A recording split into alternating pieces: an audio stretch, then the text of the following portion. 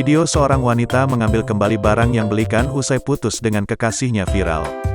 Video itu diunggah oleh akun Instagram @video_medsos pada Senin, tanggal 13 September tahun 2021.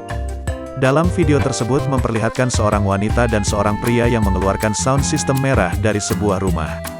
Wanita tersebut terlihat sudah tak muda lagi atau setengah baya. Sound system yang berhasil dikeluarkan dari rumah itu kemudian diangkat ke atas mobil pickup warna biru. Perekam video itu kemudian menceritakan jika dulu dia tidak pernah minta dibelikan oleh mantannya itu. Pria itu juga mengatakan jika wanita itu sudah memiliki 2 anak.